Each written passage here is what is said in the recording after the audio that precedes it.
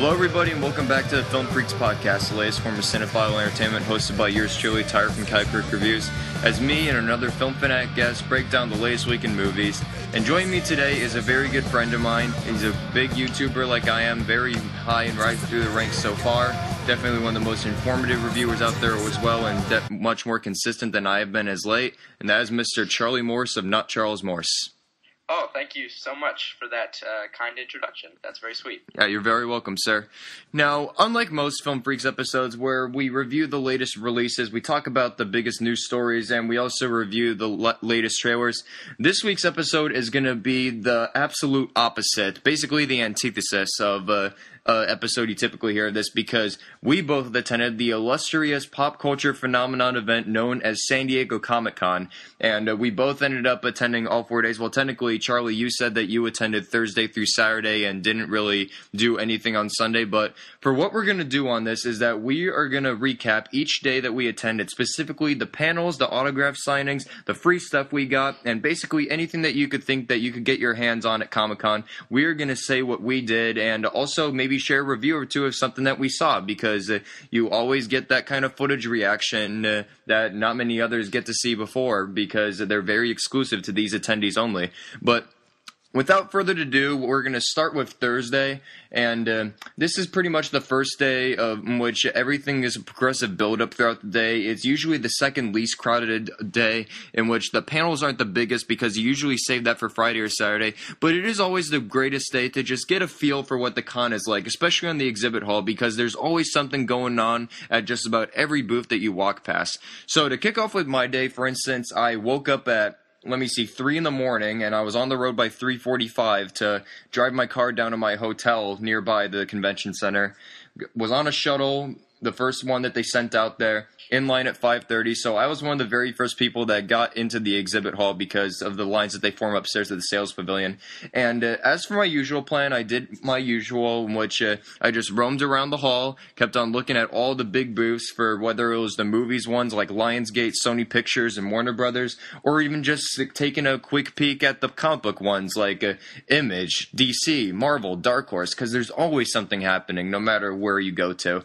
But really, my day didn't completely kick in for a while because I wanted to get the lay of the place and also find out about autograph signings, because face-to-face time with some of your favorite celebrities is always one of the most jubilant activities that you can get, because you're on such a high rise from getting face-to-face time from these people that you've idolized for so long, whether it be a comic book writer, an artist, a film director, an actor, so much more.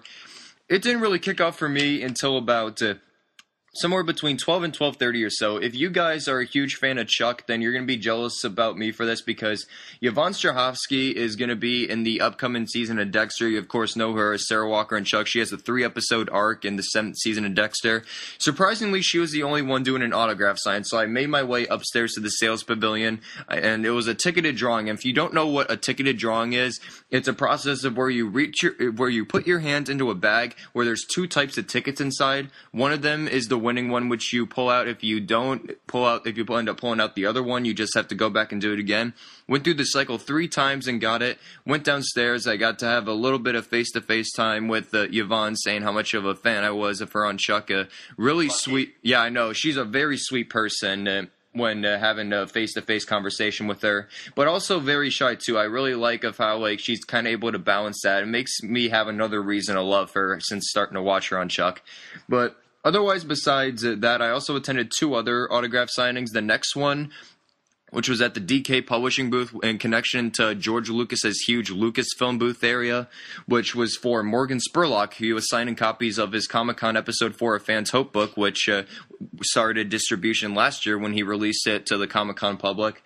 And I had him sign that, and I also had him sign my Super Size Me DVD, had a conversation with him, and he ended up bringing up the conversation of how I ended up doing a review of the Comic-Con documentary that was released to the public a while ago. And he ended up saying, "Oh yeah, I remember you now." So that was great to have a celebrity remember you for doing something that doesn't get much better than anything else. And he was, like Strahovski, very nice in person and very interactive with everybody that was in line for the signing too. And then after hours later, which then I'll save something in the middle for later because Charlie and I both did this. We're in a banter back and forth with the stuff that both of us did attend together. But my last part that I did on Thursday was meeting Stan Lee, who is, as many of you know, the living comic book legend. He's the reason why Marvel is as strong as it is today, because he had the hand in creating such great characters such as Iron Man, the X-Men, Fantastic Four, and so much more. You really have to put that man's credit for the way that comic books have evolved over the past 40 years or so, including names like Steve Ditko and Jack Kirby, who helped him reach that status that he's still retaining today. And as great as it was to get an autograph from him, I did not like the way that they handled the event, because I had to pay over $50 for a ticket for that signing, and all I got was a 5-second autograph. But still, yet again, you can't complain because it is an autograph by Stan Lee. But enough of me going on and on about all the celebrities I got to meet at signs, because I'm sure I've made you people jealous enough, but that's just going to probably increase as this episode continues to go on. But I'm going to hand it over to Charlie. So what did you do on Thursday? Yeah, I didn't have as many celebrity encounters and autograph sessions and whatnot, unless I consider you a celebrity or the schmoes know a celebrity. But anyways, on Wednesday, I got to sort of prowl around the convention center because I went to preview night. Didn't do anything too interesting, but I got to check out all the cool big movie booths and all the big video game booths, and it was great. And it's quite the experience going to Comic-Con just to see everything. It's incredible. And on early Thursday, I also had some time to prowl the convention floor, and I got my hands on the Dark Knight Rises Mondo poster, which is incredible. It is so and cool. Sorry to interrupt real quick, but let me just say that he found out 15 minutes after he purchased it that they tweeted that they were sold out of it, so he jumped on it right in time. Yeah, I think I got like 345 out of 370. It was really great, and it's a really cool poster. It's awesome. You could look it up. There's pictures of it online and whatnot. But yeah, I didn't do much that day. I actually head over to the Masters of the Web panel to get in line with you. Yeah. So if we want to talk about that now, I guess. Yeah, and not many people really attended this panel because it was happening in the upstairs ballroom area, which don't really have all of the biggest panels, but they do have some really informative ones at times, and that is exactly what the Masters of the Web panel was. For those of you who don't know, it's a panel in which all these film bloggers, the ones who are part of all these sites that we read up for movie news, announcements, and so much more, and I'm talking about like ScreenCrush.com, ScreenCrave.com, ComingSoon.net, Collider.com, Movies.com, Fandango, all these people that work for these sites who help put them together and have it open access for us to always check in on what we want to find out about what's happening in Hollywood, whether it's casting announcements, early movie review reactions, and many more. All the people that run these sites ended up taking part in this panel, which also had some special guests too, which included Carl Urban, the star of the new Dredd movie that releases in September, which that movie was also screened on preview night as well, in which the basic gist of the panel, though, it had all of these film bloggers in which they discussed not only the state of the film industry itself for how it's evolved over the years, but also the essence of film writing in general. And as an aspiring film blogger in particular, and also as a staff writer for my college newspaper's entertainment section, I found everything that they had to say to be extremely in-depth and informative about the way the movie industry has become today, but also for the fact of how you have to be very careful of what you have to say at times regarding certain films, whether like you... rumors Yeah. and stuff, yeah.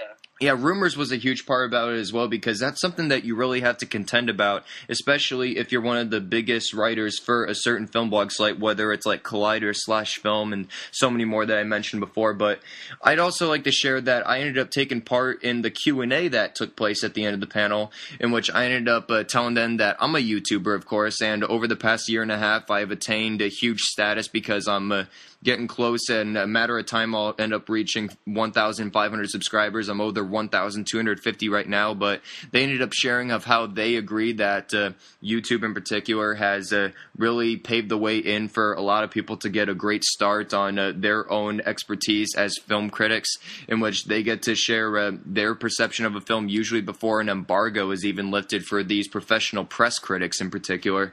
And I liked of how they totally support this idea because it really opens the doors for this new generation of filmgoers, whether it be that their film taste pertains more to the classic era or even just to this mainstream era. It really gives a whole new way for opinions to be expressed. But, Charlie, what did you think? Did you learn anything big from attending this? Yeah, I thought it was a really, really great panel. A bunch of people from those movie sites were there, and they shared a lot of cool insight. A lot of people that I recognized their faces, and but I couldn't remember like what they did online and whatnot. But it was pretty cool seeing them talk about that kind of stuff. It was more of a Judge Dredd panel. Yeah, that was the problem. Because Carl Urban really, I guess, took the spotlight for a bit of it when it came to the Q&A. Especially, yes, asking questions about him, but it was pretty cool. I really did enjoy that. It was a nice, informative panel, not too wild, not a crazy crowd, which we'll get to on Saturday. That quite the opposite. And Friday, too. Well, actually not quite as Friday. It was more towards the end of Friday, but we'll get to that because that is basically the summary of what we did on Thursday, and now we are going to move on to what we did on Friday. Now, for Friday, that day in particular is to the point where things start to really kick in. It's not really the 100% ignition like Saturday is, in which nearly every big panel is held, but it is essentially a build-up for the stuff that is somewhat above the middle range of popularity compared to the massive cult phenomenons that happen on Saturday. As for Friday, though, got to the convention center about the same time as usual, but by the way, I'd just like to say that I was in line at about between 5:30 and 6 every morning for the main entrance to open up just so we can get in line upstairs, whether it be for the autograph signing lines, the Hasbro Mattel lines, which, might I add, are some of the most absolutely ridiculous lines that I've ever witnessed in my life, and or either it's just to get into the exhibit hall, like I said. I started off my day as kind of typical, get to the exhibit hall first, but the main reason I did want to get there, though, was for the cast signing for Community, which was happening at the Sony Pictures booth. Now, it wasn't the entire cast like it was last year. Everybody was present at last year's panel but Allison Brie, but surprisingly, they did not do a signing either. But luckily, this year, they announced that they were going to do a signing, and specifically the people that were in attendance this year were Joel McHale, Jillian Jacobs, Allison Brie, Danny Pudi, and Yvette Nicole Brown, which, granted, that's only half the cast, but they are some damn good actors that portray those great characters in a great show, might I add, as well. Now, Sony Pictures plays out their signings a lot different than most others because even though they have a lot of immense popularity behind them, they are on a first-come, first-served basis, but I will get to how they tweet to that later on in this episode because there was a change that they made later on. But moving back to what I'm talking about, of course, the Community signing, after waiting for a while, in which it was a madhouse, might I add, because there were people cramming around the booth divide tape like crazy because they wanted to be the first ones in line. Luckily for me, I sort of started this group in which I first ran into this one guy that made these self-made creations of the characters in their 8-bit forms from the 8-bit game episode from the end of the 3rd season, which, might I add, is one of the best episodes that I've seen in the show. And that's not just for the fact that the guy that played Gus Fring in Breaking Bad was one of the guest stars in that episode too. But I ended up making my way to the signing because me and this group, we established a connection with the booth lady in which we ended up just standing at the booth across because everybody else was breaking the rules by just standing along the divided line and not moving because you really aren't supposed to do that. So we just kept on establishing eye contact, and sure enough, about 20 minutes before they were supposed to start, they ended up letting us in through the line, and meeting the cast was something very great because they're all so nice and charming with everything that they have to say. By the way, I got a photo with Danny Pudi, which I've had a lot of my friends on Facebook just go nuts over, saying one of them that this needs to be your profile picture for life, which granted, I cannot argue with that at all right there because I connect with the Abed character so much in Community. It's funny at times because of how much I talk like him, whether it's in the self-referential meta form of movies and television. But meeting the rest of the cast was really cool, especially Joel McHale, because unlike most of the other cast members, he referred everybody to the name on their badge. Like, you actually felt like you were noticed right on the spot by Joel, in which he was exceptionally nice as well. And I kind of had to build up going towards meeting Joel McHale because I attended one of his comedy shows a while ago as well at the Irvine Improv, in which he ended up performing the 9:30 set that I went to, and he went far longer than his time limit he had originally for his time set before.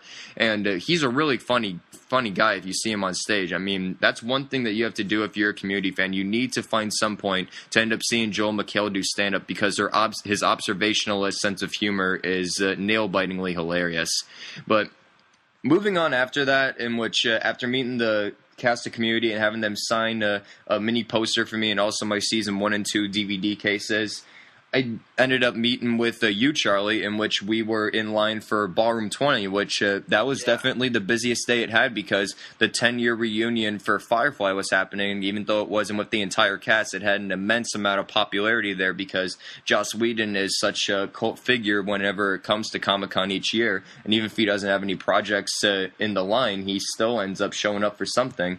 But now we're going to take over for the back-and-forth banter because we end up attending 4 panels together. Well, actually 4.5 at the point where we entered. But Charlie, I'm going to let you start for when we attended for this sneak preview pilot screening and post panel with the new CW series Arrow. Yeah, calling Arrow low rent is being generous. It's very CW, and I was zoning out while watching it. It was pretty boring to me. And also, my big problem is that it's like the pilot episode of Arrow, and they just jump into too much action, and it doesn't need to do that. I think it should take its time. But then again, this is a CW superhero show, so I guess they need to get people's attention. I don't know. I'm not into it at all. Really was not a fan. Horrible acting. Oh, that was like the worst part. The worst acting. It was awful. It was really stupid. It was really, really stupid, and I will not be watching it. That's for sure. Yeah, I can agree with you there. I don't really see much hope in this show lasting at all because, frankly, I get turned off easily by a lot of the CW shows. The only one that I'll actually have any interest in watching in the future would be, like, Supernatural or something because I actually heard that one's pretty decent because it's been lasting for so long. But essentially, this show defines what the CW has become, in which everything is just very soapy and cartoonish, and that's essentially what the pilot for Arrow is. I was just so surprised at how rushed everything in the show was. They jump from one point to the next in every scene. There is supposed to be continuity hinted in it, but essentially they just overdo it all the time by just going from one thing to the other. It doesn't really leave any open room for it.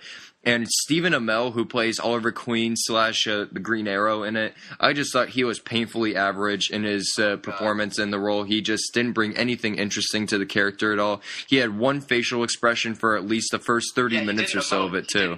That was the worst. I know, like, any scene that they're supposed to play out that is supposed to hint out any emotion for the viewer, he just doesn't nail it in any way because his facial expressions are quite the same, nearly everything, no matter what kind of situation his character ends up falling into. And Katie Cassidy, who the CW essentially owns her because she stars in Gossip Girl too. I just thought she was really average as Laurel, the potential love interest for Oliver. And these two, they did not have any chemistry because of how rushed everything was in each scene. So you can already predict what's going to build up for those two because whenever you see a good-looking hunk of a guy end up playing a superhero like this, and there's a woman in the mix who has a past connection with it, you can, of course, make the assumption that they're going to have sex at some point, which really the predictability of this show is already at such a high factor already from what we saw alone. Yeah, and we're only at the pilot episode, so it's really not saying much. So overall, the pilot for Arrow really was not a fan of it at all. Like, the only redeeming factors in it were some of the action sequences, but even those got too goofy and cartoonish at times, especially this one laughably bad parkour sequence that happens at one point where it just comes from out of nowhere and you just go, what the hell was the point of that right there? I just couldn't really, I could never get into this show, and I knew it was not made for me when I found out that the CW was behind it. So overall, I give the pilot for Arrow a 1.5 out of 5, and Charlie, I think you were a little less lenient than I was on it for your rating. I'd give it like a 0.5 out of 5. It was ridiculous. I really, not for me. Not for me at all. You see, if we were probably part of the 80s generation, then it would have made sense that we'd have some redeeming factors for it, because that's kind of what this show feels like. It's really cheesy, soapy, and very over-the-top and goofy at times. I don't see it lasting. Like, if you saw it and you liked it, that's fine. Just for me, I just don't see it lasting in the long term at all. I feel like it's going to be one of those one-season-and-done deals. Yeah.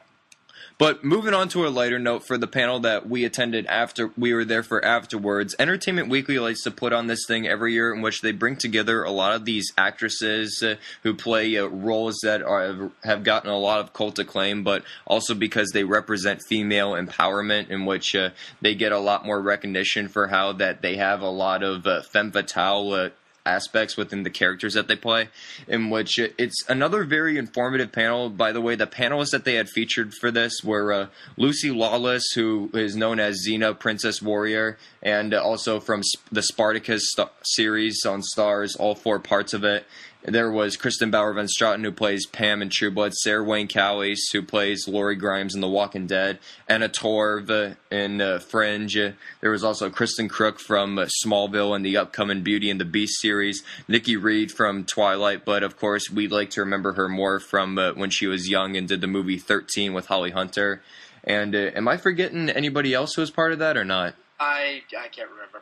yeah. Sorry, our brains are a bit on the fuzz because we're both really tired and also suffering from the early withdrawal symptoms from the fact that Comic-Con has ended. But moving on, I showed up a little bit late to this panel because I stepped out for just a little bit, but then returned for the majority of it. What they have to say about the industry is very true for how women are treated a bit inferior compared to actors in Hollywood, but also for how they end up contending with the females that they work with and the crews as well. Specifically, one of them in the fan Q&A, one of the people came up to the mic and ended up asking them, like, how many female writers do you work with, or how can you tell that a female wrote a piece of dialogue for you in particular. Very informative stuff, as I said before. So did you get anything very interesting? Yeah, I kind of feel like a dick, but I feel like they didn't have a lot to say. I mean, their answers to the question regarding, I think, women's rights, they kind of BS their way out of it. Yeah, but, you're right. It was pretty fun hearing them talk. They had some cool things to say, I will agree. Pretty informative stuff about I think the writing and the directing and how you can tell if a woman is behind it. I thought that was very interesting, pretty informative, but I don't know. I thought it was a pretty good panel, though. I liked hearing them talk. Yeah, I did too. So now after that ended is where we really get into the big things that we were there for, because Ballroom 20 always likes to end big on each day that it has panels present. And the first one of those, which I'd like to add, I ended up getting to do a freelance unpaid panel recap for them for MTV Splash Page, which I'll place the link below in the description, along with all our other links on where you can find us, in which it was Joss Whedon's annual panel, in which he takes it to the stage to discuss his most recent and new projects that he's developing, but also, of course, take the time to answer the many questions he receives from his hugely devoted fan base. And this was probably one of my favorite panels that I've been able to attend in Comic-Con in the past few years that I've started to come there.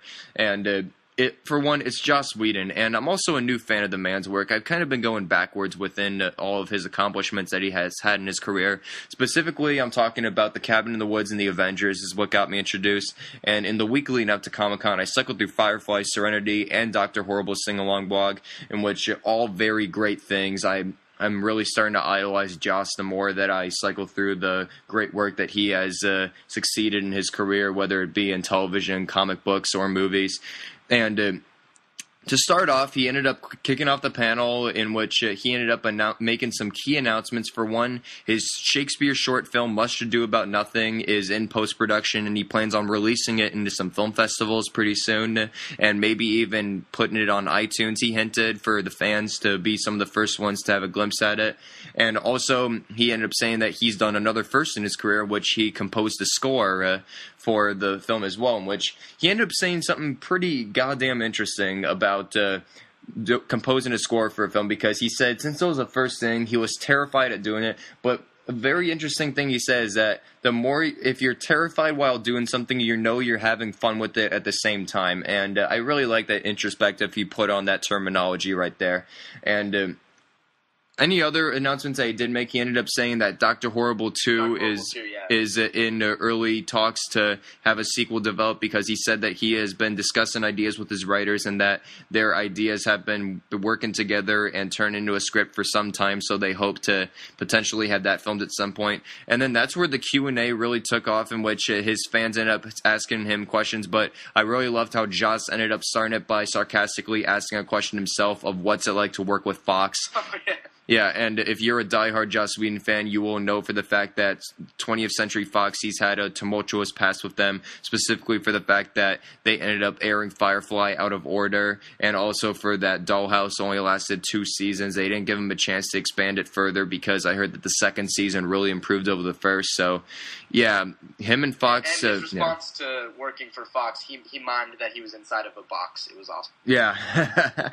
If you know Joss's sense of humor, in which it's very sarcastic and witty, we sure got a lot out of it. He's a very funny guy in person. He always is never afraid to add humor to no matter what kind of either question or answer that he ends up spewing out of his mouth. And one of my favorite parts of the Q&A, though, is that one person asked him of how he would deal with a zombie apocalypse, because even though that the aspects itself have been interspersed without several of his finest work, specifically Firefly and Serenity with the Reavers, he ended up saying that if he ended up toying any kind of project, whether it be a comic book, a television series, or a movie that dealt with the zombie apocalypse, what he would do to make it different is that he focused more on the idea of, we think we know where they came from, specifically the origin. He didn't want to just make it on the killing itself, because that's something that a lot of the fans of the genre crave for, The Walking Dead, for instance, but he said that he focused more on the origins, and not entirely just dispatching a bunch of weapons to try and just mow them all down, but more on the terms of trying to find a cure, for instance. We want to find a way to revert them back to the normal state that they were before they became infected. And that would be something very cool to see, because we've never really seen anything like that portrayed in a zombie apocalypse medium of entertainment, and I'd really like to see that for him. Then again, any Joss Whedon fan, they just like to see anything he's doing, because he rarely ever disappoints. Now, did you have a particular favorite question that a fan asked him, and what the answer that followed, or not? Not off the top of my head, but the panel, just hearing him talk about upcoming projects and stuff, the Avengers, it was a lot of fun. And, the panel was mostly Q&A, as you mentioned, and just his responses were so great. They always started off with a joke or sarcasm or something, and the panel made me appreciate him more. I'm ashamed to say especially after hearing you talk about his work while we were in line, I'm not too well versed in his work at all. But now I'll definitely be needing to get on it and watch Serenity, Firefly, Dr. Horrible, what have you. But, yeah, he knows how to keep an audience's attention for an hour, that is for sure. He's hilarious, and I could listen to him talk for like 2 hours. It was great. Yeah, I think I even hinted to you at one point that I ended up whispering that he and Kevin Smith need to do a podcast sometime. Yeah. And if that does ever happen, and in which one of them magically end up listening to this, it needs to be at least 3 hours long. So write down that note if you can. 7 hours. 7 hours. Just make it as many multiple hours as you want. We'll still tune in for the whole thing. But he did ended up finishing off after the Q&A ended, he ended up finishing off with an announcement that many people went nuts for, especially me, because I was a huge fan of it. He ended up saying that he had secured a deal with the CW channel in which they are going to air Dr. Horrible's sing-along blog for the first time on television. And the fact that it's going to get the recognition like that, because the only way in which you can really view it is either on YouTube or on Netflix. The fact that he's going to put it on network television for the first time, it's going to hopefully generate a much bigger fan base than it already has. But nonetheless, the more faces that you can get to watch something, the more acclaim that it is destined to have in the future. Yeah. And Also, before we end up moving on to the last panel that we were able to attend for Ballroom 20, I do want to add something else about Joss that I did not manage to put into what I did on Friday. Before the community signing started, I went over to the Dark Horse booth because Joss Whedon does a signing there every year, but it's a ticketed one, so you have to take part in a raffle for it, in which specifically what Dark Horse did for their signings for this year, if they were ticketed, is that they ended up putting all these colored beads into a bag, in which 2/3 of them were white, and then a third of them were red. If you drew a red bead, you'd end up getting to choose the signing of your choice, and they give you a wristband to wear until you end up going on up there for the panel, whichever day it was, in which I really liked of how they ended up giving you chances to win both before and the day of the signing you were drawing for as well. I didn't win for my first try. Like, they give you 2 chances each time you win up. I didn't win on my first 2, but I had enough time to go back in line and try again. So I only waited about 10 to 15 minutes because I was there early in the morning to really beat the rush. And my first time I did pull, when I got up there again, I drew a white one again, but I went further down into the bag, and sure enough, I ended up pulling out a red one, and I got that. So that's something that I'll touch on for when we move on to Saturday, which is going to be when we're going to talk about this stuff the most, because Saturday is, of course, the mega day for Comic-Con. But without moving too far from the subject at hand, the last panel that we did attend, which is one that we both were extremely excited for, and that was for AMC's Breaking Bad. It's their first year attending Comic-Con, and at great timing too, because it was for the first part of the last season that ended up airing on Sunday. By the way, if any of you are wondering, we're recording this on a Tuesday, in which I love the season premiere, just to put that out. And I'm going to let you start this one off because we're both really big fans of the show, but I figured that I've been starting off so many of these that we've attended that I want you to start off first. So what did you think of this? Ad panel. The reason I was not able to catch the Sony panel, which featured Looper, Elysium, and Total Recall. But for anyone interested, apparently the Elysium footage was incredible. I had confirmation of that, too. I would seriously love to have gone to the Sony panel, but it's Breaking Bad. I would not miss it for the world. Of course I was going to go to the Breaking Bad panel. It was probably, I'd say, one of the best, most entertaining panels of the convention, in my opinion. It was seriously great. Everyone up there was hilarious. The actor who plays Hank showed up cosplaying as Xena, and Brian and Aaron came in full-on hazmat suits, and the way they teased us with with the trailer and the way they talked about the upcoming season got me extremely excited, and it was a very fun panel. I had a blast. And the crowd, this was easily the rowdiest crowd of the whole day. They were loving it. They were eating it up. Yeah, for a show like Breaking Bad, you expect a rowdy crowd, but it really mixes well because usually when you put the terms of rowdy crowds into Comic-Con, those are very common, in which they either grate on you or they grow on you for a more positive note. And it's definitely that second one that I did say that fits the perfect terminology for the way the Breaking Bad crowd was, because they went nuts over the people even just when they entered the stage. And I have to admit, the moderator, Mike Schneider, who's the editor-in-chief for the Los Angeles Bureau of TV Guide magazine, he ended up doing a really good job at introducing them, too. Always added in a spice of humor for the characters that they play, too. Yeah. But moving on, like Charlie said, it was one of the most entertaining panels that we had attended. Creator Vince Gilligan was there to tease a lot of the things that were upcoming in the season. The thing that got me the most was that he ended up saying that there's something that Walt does in this season that's currently happening right now, because the season premiere ended up happening on Sunday. But he did say that there's one thing that happens in one of those 8 episodes of the first part of the 5th season that he lost all sympathy that he had left for Walt, as if you didn't have a lot already, because if you do have any sympathy for Walt at this point, then you are an odd person, and I really don't have anything else to say. I thought that he had shed all of his layers and he was just full-on evil now. But I guess not. Apparently it gets worse. Yeah, and I already thought that they were building that up in the Season 5 Part 1 premiere, because they already showed him to be a progressively evil enough figure that he has turned into. But if the creator says that he does something that made him himself lose all sympathy had left, then it must be something really big then. Absolutely, yeah. Might I add, too, that the Comic-Con exclusive Season 5 trailer that they showed before the whole panel started, that was great. You can find that online, of course. AMC has it on their YouTube channel. But they showed a lot of quick-cut footage of the the fifth season, but I always love for their trailers, they always find a different approach compared to most ones, in which they show footage from the past seasons to remind you of the crazy shit that's been happening throughout the show. Yeah.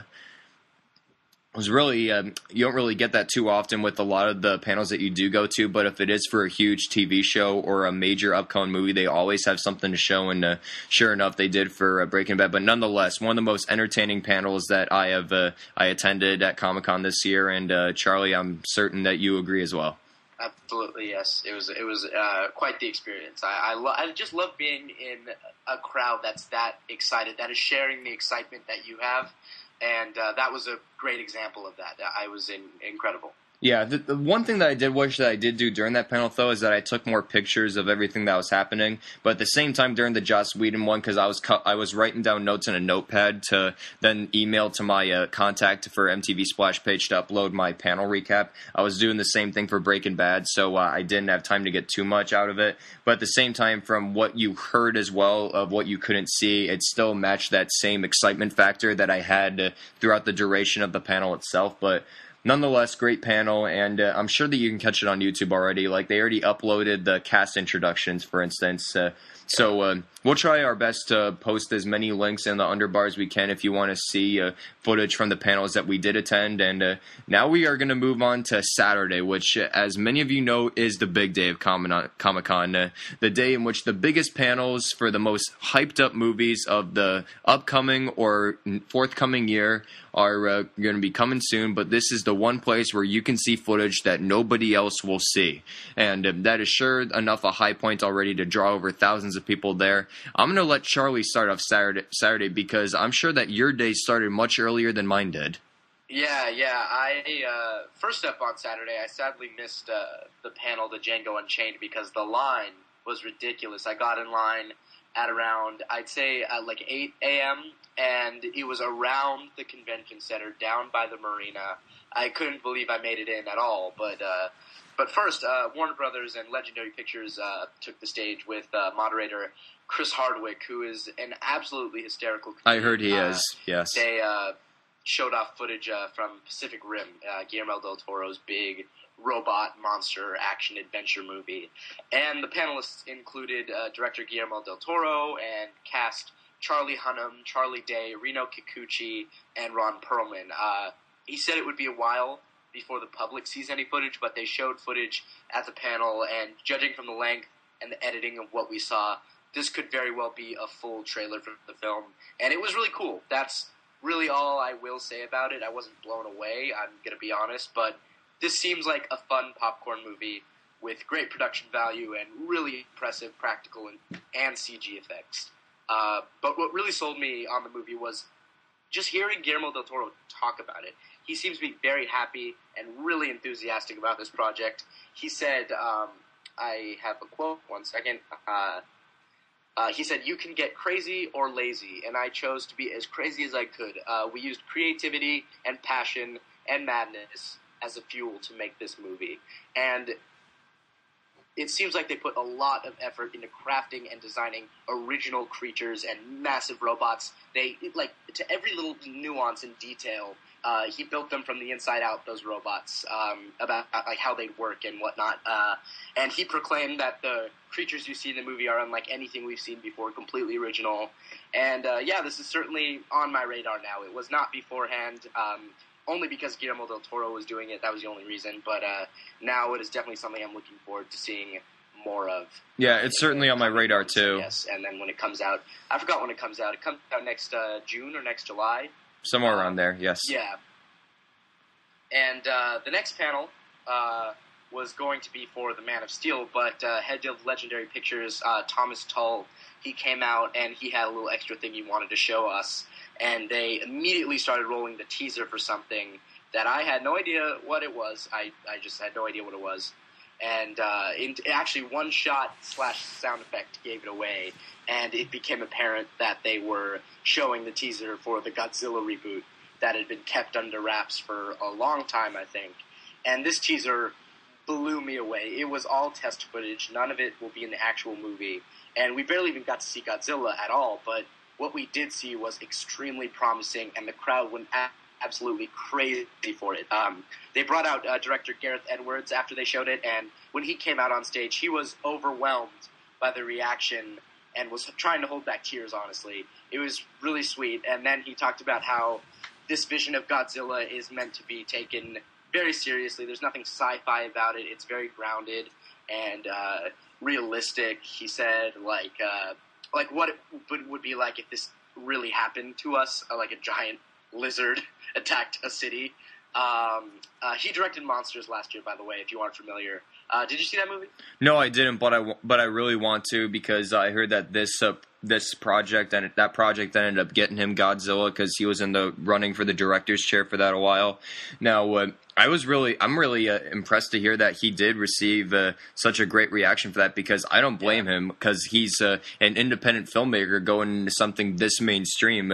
I would probably react just the same way he did, because to get a reaction like that and making a huge step in your filmmaking career, I'd probably react just the same way he would. Yeah, and he even made it very clear. He's like, I think he mentioned twice that, like, I'm just don't cry, like on his way out. It was pretty cool. And I wasn't a big fan of Monsters. Don't let the title trick you, by the way. It's very much a drama, romance, masquerading as a monster movie. I was not a big fan of it, but judging from the teaser for this and what his plans were for his vision of Godzilla, I think it's in good hands. I'm really looking forward to seeing more. And by the way, that is not Godzilla outside. Those are gardeners. So, yeah, I can hear them too. Sorry if you can hear that on the other end.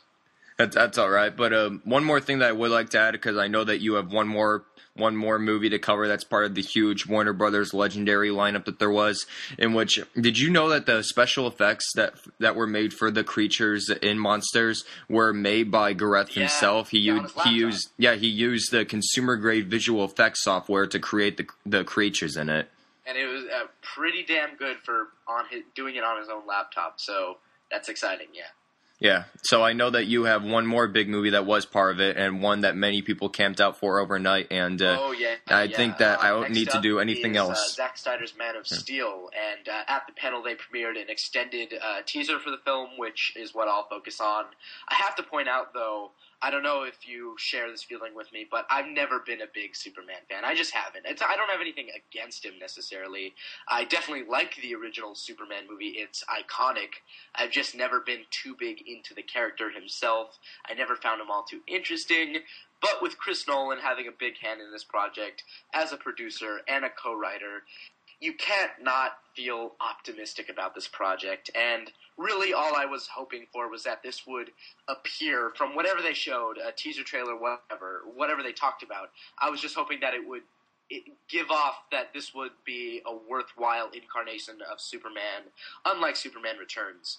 And after seeing the teaser trailer at the panel and getting a good sense of the tone they're going for, and seeing Henry Cavill in the suit in action, and even hearing him talk about embodying this character, this iconic superhero, I can see this being the Superman movie that will change things up and make me a fan.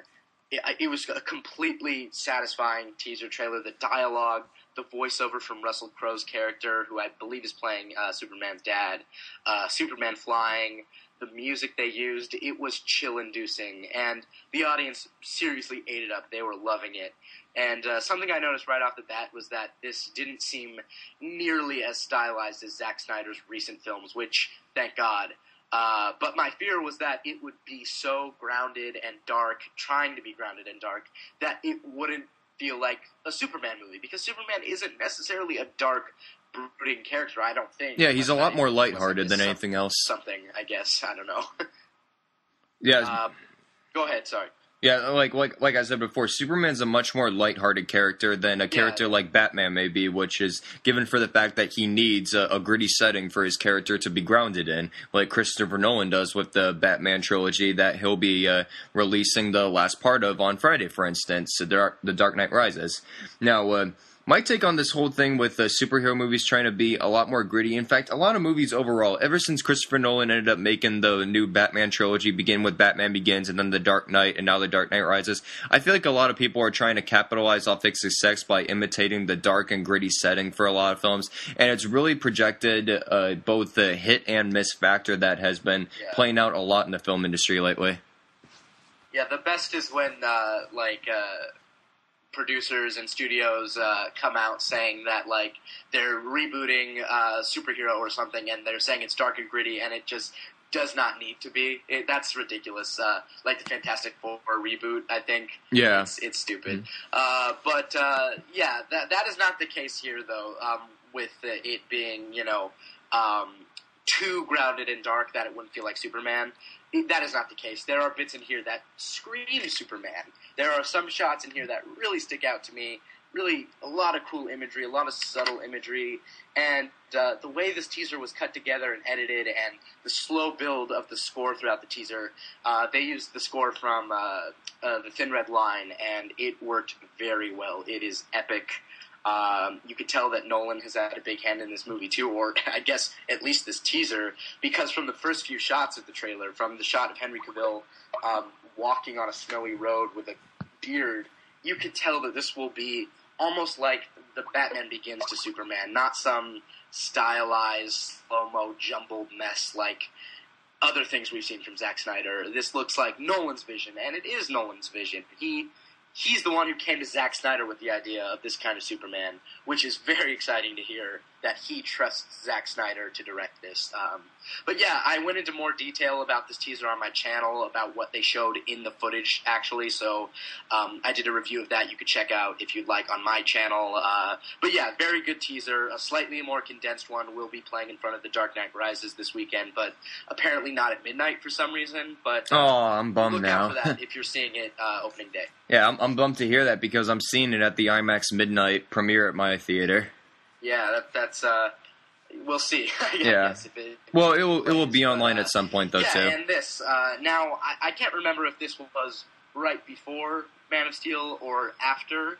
I think it was after. But Will Ferrell and Zach Galifianakis came out to promote the campaign out of nowhere, and they weren't on the schedule. Neither was Godzilla.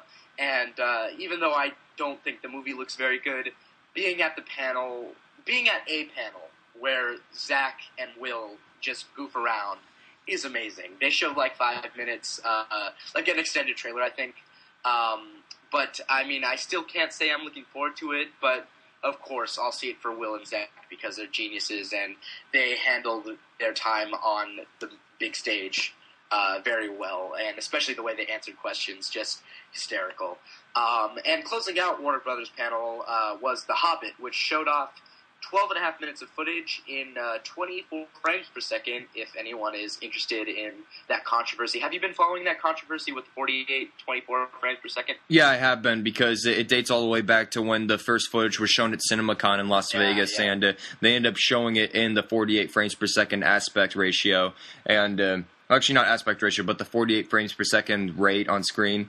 And a lot of people, the reactions that they drew from that, they were extremely mixed. Some of them were calling it a new revolution for filmmaking technology, while others called that the fact that you could literally point out where a set would be on the screen, or it would be the real location, because the way in which they were showing the rate of the picture speed on screen, some were saying that it just all looks too real. Like, we're not ready for this kind of movie-going experience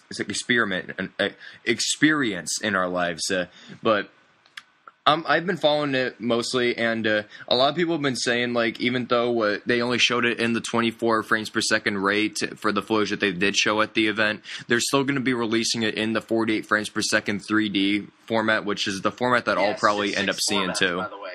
It is? Yeah, it's going to be in 24 3D and 2D and IMAX, and 48 2D, 3D, and IMAX. Yeah, I think there's also 48 3D IMAX too, if I'm right. Yeah. Yeah, so a lot of ways in which a lot of people will be able to see The Hobbit, which I'm sure those diehard fans that end up loving it the first time around, they might as well just go see it in all four formats then. Yeah. But yeah, it's just weird. Peter Jackson thinks that everyone just needs to get used to 48 frames per second and that it's the future of movies, and yet he comes to Comic-Con to show it in 24 frames per second because he thinks people will be too distracted if they show it in 48 frames per second. No shit, right? You know, it's kind of ridiculous. No matter what. But hey, the footage was good. I felt lost a lot of the time because I haven't seen the Lord of the Rings movie since I was, 8 years old. Kill me for saying that, but No, I won't either not because much I haven't to seen him in a comment while on. either. There was a great scene with Bilbo and Gollum they showed. But anyway, seeing Peter Jackson and the cast was cool, especially Ian McKellen, who made an appearance. I was not expecting that. Very cool. And Andy Serkis and even Frodo himself made an appearance, Elijah Wood. So it was a fun panel. They're all funny, and it's exciting. I am looking forward to the movie. There was also this this vlog type video that they showed from the set that Peter Jackson has been posting on his Facebook, like all kinds of production vlogs. So that was pretty cool to see. I'm not sure if this one was exclusive to Comic-Con or if it's released now, but it was nice to see. It's always interesting to see behind the scenes of these massive, giant movies, these big fantasy movies. And last up on Saturday's lineup was the Marvel Studios panel, which was easily one of the most anticipated of the day because we were finally going to get a little look at Iron Man 3. And I was looking forward to Iron Man 3 because it seemed like they're really changing things up with this movie. So going into the panel, I was very excited. The panel started off with an intro video that recapped the years that Marvel has made appearances at Comic-Con and showed how the idea of the Avengers came into fruition and all the times they brought up the Avengers on stage at Comic-Con leading up to its release. And they showed clips from all of Marvel's movies leading up to the Avengers, thanking the fans for making the movie such a huge success. And then they ended the video with, in big letters, Phase 2 begins now, and the place erupted. It was crazy. And after that, to my surprise, because I've never been to a Marvel panel at Comic-Con, they didn't just focus on Iron Man 3. Kevin Feige, president at Marvel, announced full titles, logos, and release dates for all of Marvel's upcoming movies through 2014. That included Iron Man 3 coming May 3rd, 2013. Thor: The Dark World coming November 8th, 2013. Captain America: Winter Soldier, The Winter Soldier, coming April 4th, 2014. And Guardians of the Galaxy coming in the dreaded month of August 1st, 2014. Because that movie is a hard sell. It's I don't know much about the Guardians of the Galaxy. Neither do I. Concept art, and it looks like Avengers with weird characters like there's a raccoon and a giant tree, but they're in space. And I'm strangely looking forward to it, to be honest. I love the way Rocket Raccoon looks, even though I know nothing about the character. And then Kevin surprised the whole audience by bringing out none other than Sir Edgar Wright. I know you're a big fan yourself. Oh, I'm a huge Edgar Wright fan. Yes. And for those who don't know, he's directing Ant-Man, so you can imagine the place went absolutely insane. He had actually shot a bit of test footage for Ant-Man a few weeks before this, and I never thought that it would see the light of day, but he showed it, and what I can gather from the rough footage is that it is hilarious, but also manages to be pretty badass, and I'm really looking forward to this movie now. I mean, I was before, but now I'm really looking forward to what the finished product will look like. This could very well be Marvel's first lighthearted, almost comedy, completely going against trying to be dark and gritty, which is awesome, because it's Ant-Man. You can't go dark and gritty with Ant-Man. And who better to direct than Edgar Wright himself? And he ended his moment on stage by saying this quote, "Ant-Man will kick your ass 1 inch at a time," which I hope is the tagline or something, because it's too perfect. And it was great. He really was good on stage. And finally we got to Iron Man 3, which started out with Robert Downey Jr. entering from the back curtain of Hall H, dancing through all the aisles to a Luther Vandross song, Never Too Much. I would say that he was in character as Tony Stark, but he is Tony Stark, so, not much difference there. But he then made his way on stage, and he said, "I have 3 questions for all of you.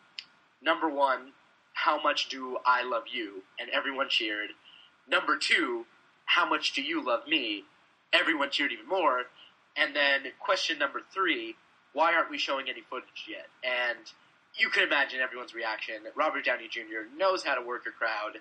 Just from walking through the aisles, everyone was going nuts. And then they premiered the first ever look at Iron Man 3. It was like a trailer with some extended scenes. The footage started off with a funny scene of Tony Stark putting on his extremist armor at his command, and all these parts of his armor are just flying at his body and like hitting him in the nuts and like hitting him in the head, and he's very funny and knocking him over. And then the footage got a lot more intense and action packed and gave us our first look at Ben Kingsley as the Mandarin. Once again, I did a full recap of this panel on my channel. I don't want to take up more time explaining the footage and every detail of it, but you can check that out on my channel. But overall, the footage they showed won over the crowd in Hall H. I thought it was really cool. It was better than Iron Man 2 altogether, as far as I'm concerned. I said it. There you go. Story could go in a lot of interesting directions. There's a terrorism plot to it, I think. There seems to be a lot more at stake. And to nobody's surprise, Ben Kingsley will no doubt be a great villain. And that just about wraps up my experience at the Marvel Studios panel and my whole day on Saturday, as well as my time at the convention. It was pretty amazing. Exhausting. You feel drained, definitely. But it was still really great, and I had a great time at the convention. But you got to stay for an extra day, so... But you actually, you got to tell us about what you did on Saturday. Yeah, usually on Saturday, I'd expect myself to do like a lot of the bigger panels during that day, but the way that I had planned out my schedule, I didn't really feel like I'd have the time to attend to any of them, really. It was really that one or the other sacrifice situation, which you have to play out every year that you come to Comic-Con. Yeah, there's a lot of sacrifices that you need to make. If you're a person who wants to go to Comic-Con, if you're listening to this, I'll give you a tip right now. You'll have to make sacrifices, but if you want to... like more advice, of course, like I can give it to you, like just personally message me or whatever, and I'll give you like a whole list of survival tips and everything. But I don't want to detract too far from the subject. For my Saturday, it was more spent on the autograph signings, like it was on Thursday. But these ones in particular were far bigger than I could have ever imagined. The first one, which is why I showed up at the exhibit hall so early too, was for the AMC's Breaking Bad signing, which was with all the main cast members from the current 5th season and also with the creator Vince Gilligan. But before I even get into the signing itself, I really want to start off with the way in which it started because, of course, everybody was packing around the booth at the time that it started because everybody wanted to get in. And then all of a sudden we end up getting this announcement that they did a last-minute ticket for the signing, which they just handed them out after sometime after the panel ended, and also some secret location in the morning too.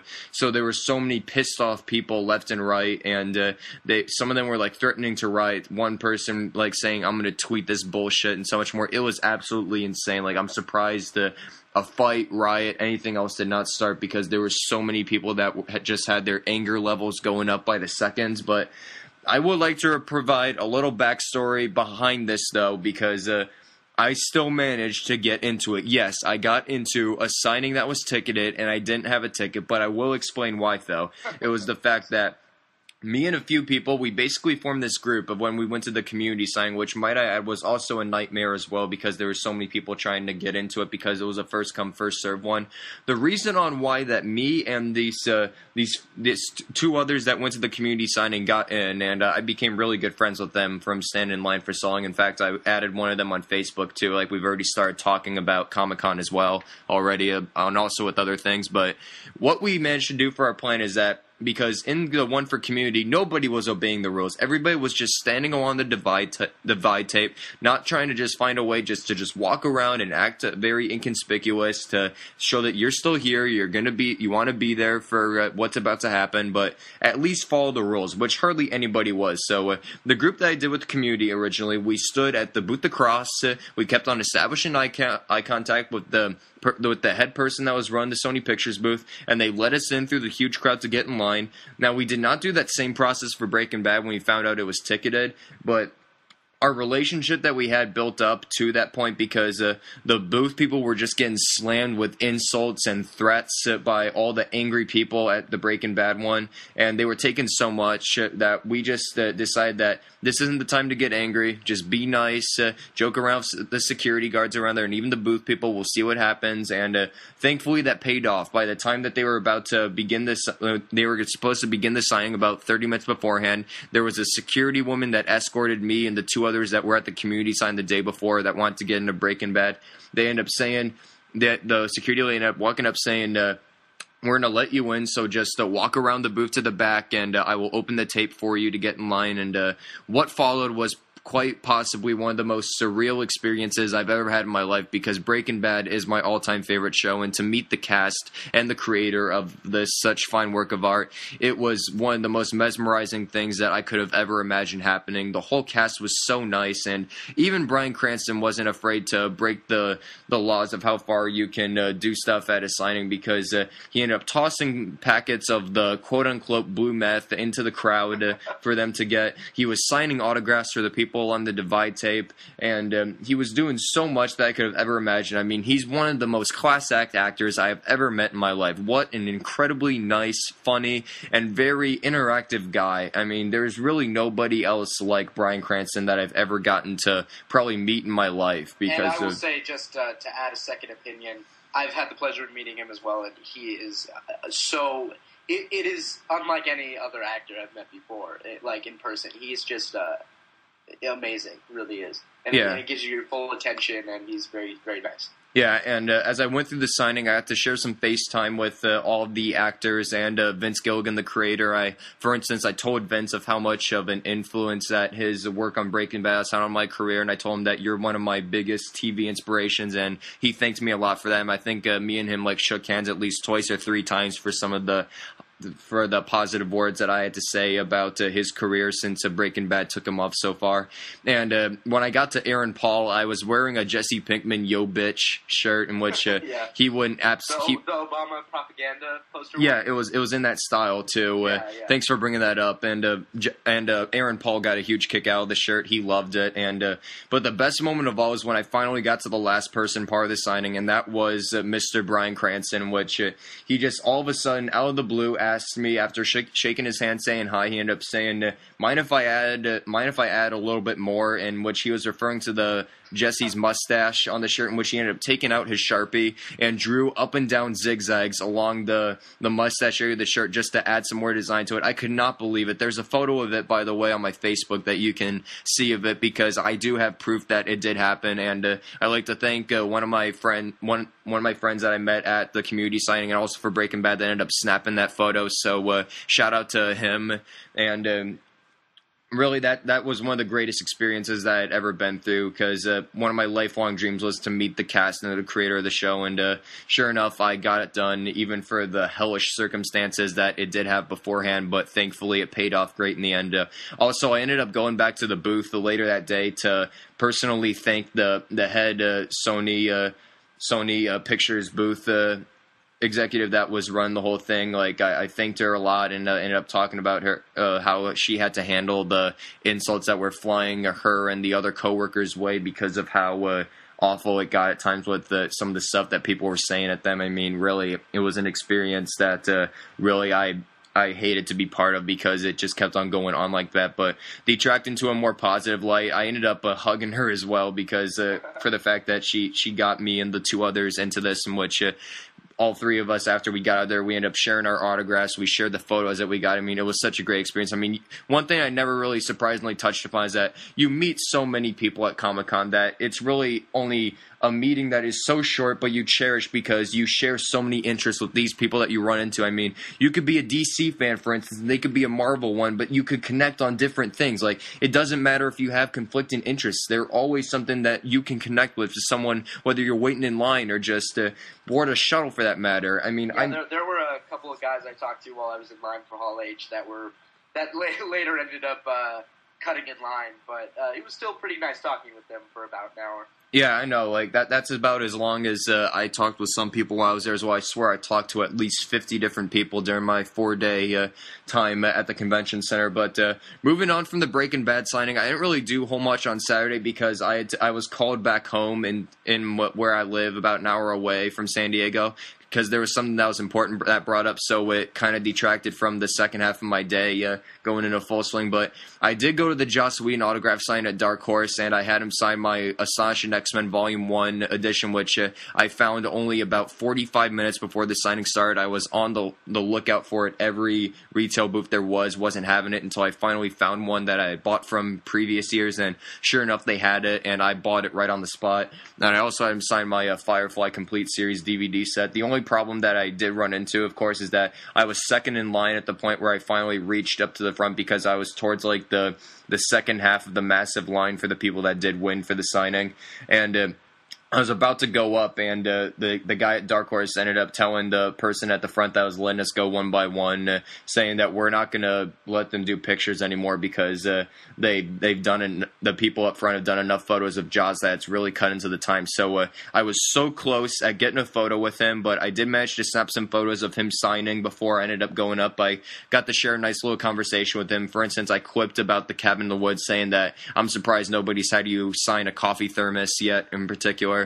And also, I talked to him about how much of a new fan I have of his work and how I'd be starting Buffy soon. He thanked me for being a fan, of course. I mean, and I did talk about him on a few other things as well. I mean, he's such an unbelievably nice guy in person, and he's so interactive with his fans, just like just all the other signings I went to. I mean, he's one of the nicest guys I've met too. And meeting Joss Whedon at Comic-Con, you're pretty much complete at that point. But otherwise, after that, I made my way to Ballroom 6BCF, which has some pretty good panels, actually, from the ones I did go to. I was there for Fox's The Following and NBC's Revolution, which they were going to show the pilots early for that, and then have a post-pilot screening panel afterwards. Unfortunately, as I said earlier, I wasn't able to attend those because I got called back home on an important situation that I needed to be at home for, but I did end up attending the panel for a Cartoon Voices panel in which all these great voice actors ended up sharing how their experiences in the voice acting field. Some of them I did manage to recognize. One of them was Jim Ward, who voices Chet You Betcha and Doug Dimmadome from the Fairly Odd Parents, for instance, and he ended up doing the voices for them also at some point. But what's really the best part about attending the voice actor panels is that they do live table reads of a script that they're given. For instance, this year at both of them, they did Snow White, in which all of them had to portray different roles. For instance, Jim Ward, who, as I said earlier, voiced several characters on the Fairly Odd Parents, he was the narrator for it, and one of his main role that he had to do is that every time that he had a line as a narrator, he had to do it in a different voice every time, so that was immensely entertaining and funny. And I have to admit, the first table read, I managed to attend both the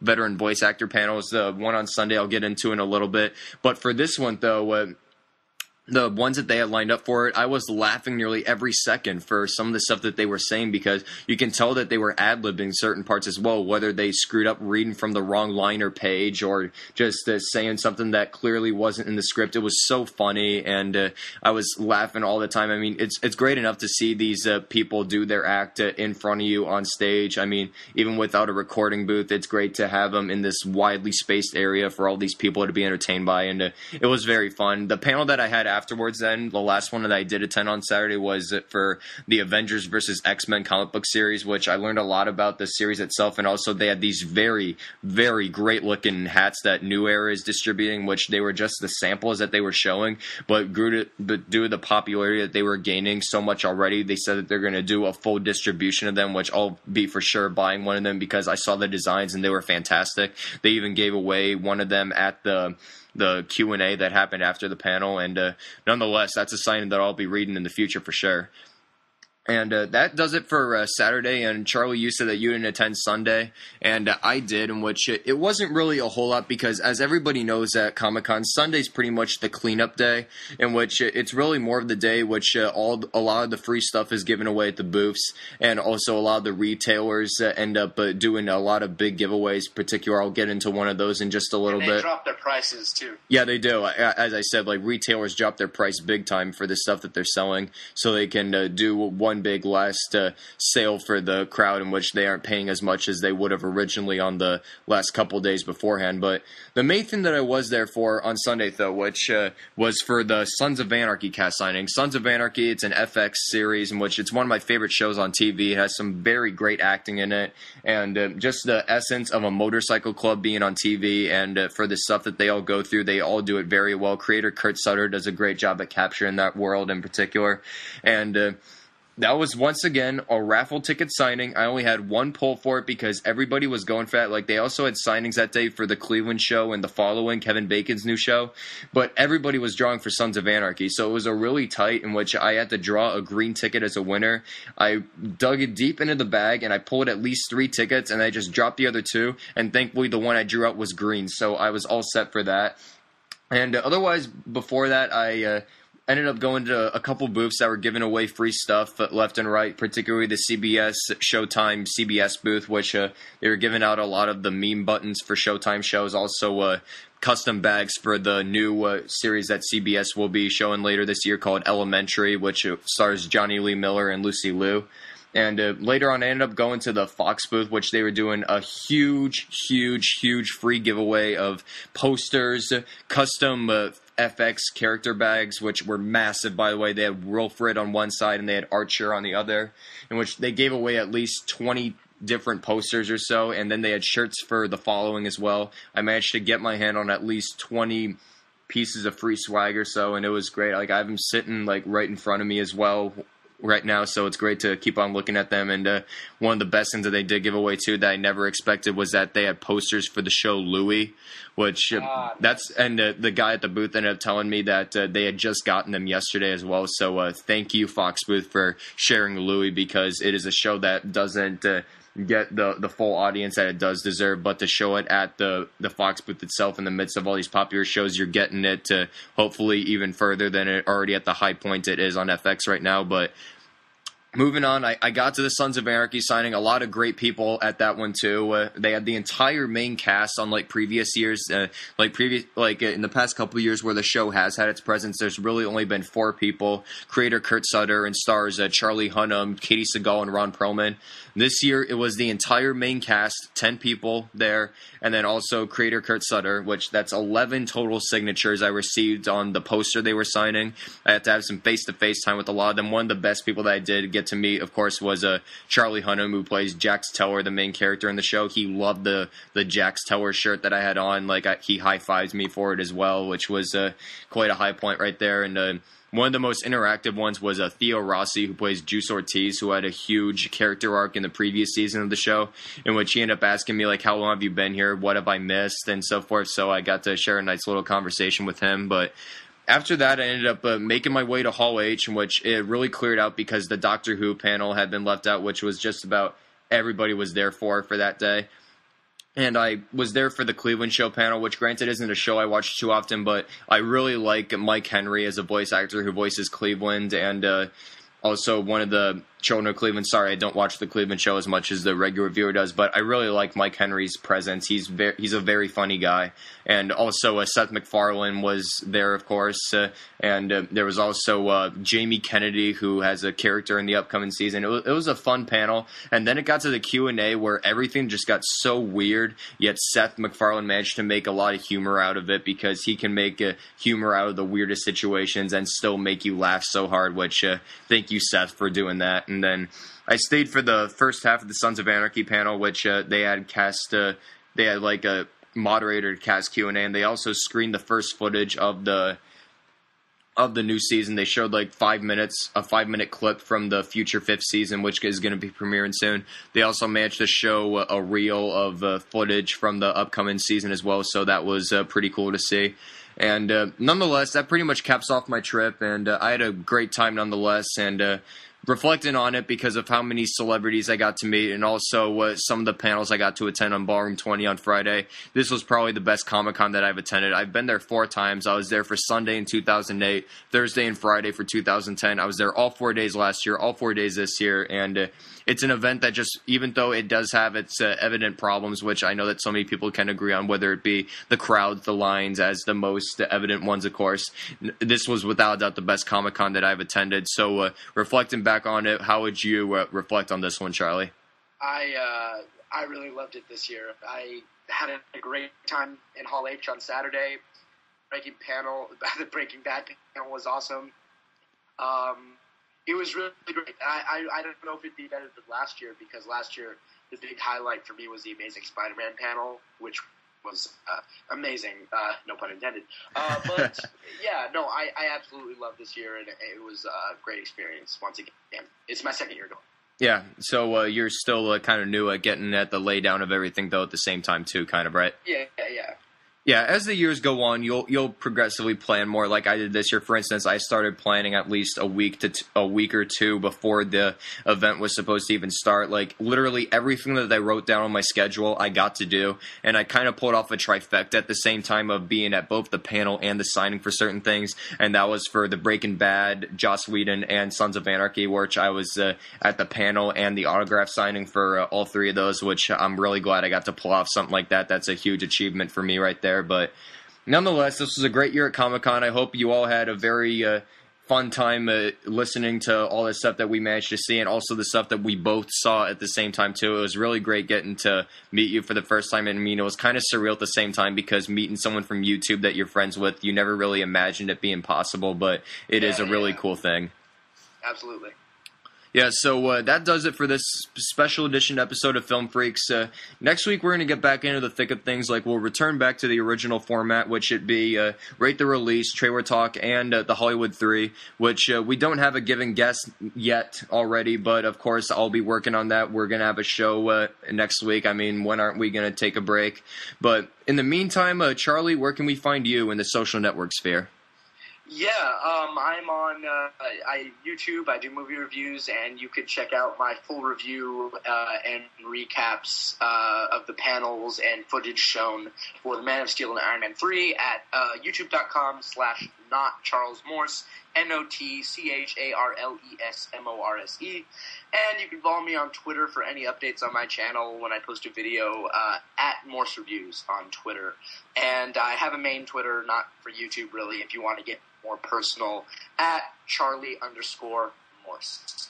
Okay, and as usual, you can find me at youtube.com/CaliCriticReviews. I mean, where else would you have found this channel? Because I'm the one that started promoting it on there, nonetheless. But also, you can follow me on Twitter, at CaliCritic, where I tweeted a lot of my photos from Comic-Con, which you can see. But I also, you can find these recent memes I've been creating. Yes, I'm new to the game of memes, and I'm trying my best at them. So I'm getting addicted quick, so you can also stay updated for when I post my newest ones for that, too. And you can also find me on Facebook, Tyler Christian, and then in parentheses, CaliCriticReviews, capitalized letter for each first letter of the three words in there. And also on my personal Facebook, I did post my San Diego Comic-Con 2012 photo album, which there's well over 100 photos there. I recently added a new one where Bryan Cranston was adding artwork to my Jesse Pinkman shirt this morning. I have a lot of friends going nuts over that. So I'll post a link to that below so you can view the photo album and hopefully hold back your jealousy from a lot of the stuff that I did witness, because I know that everybody wishes to go to this event. But yeah, and you can also find me on my blog, CaliCriticsCorner.blogspot.com. I'm trying my best to get back into the thick of writing movie reviews, because it's something that hasn't been as much as a common reoccurrence as it used to be. But nonetheless, you can find me on all those links, and be free to, of course, check out my Comic-Con photo album, because you'll really enjoy the stuff that I did manage to get pictures of there. But nonetheless, this brings us to the end of this episode. So in the meantime, I'm Tyler from CaliCriticReviews. And I am Charlie from NotCharlesMorse. And we will see you next time on the Film Freaks podcast. Goodbye.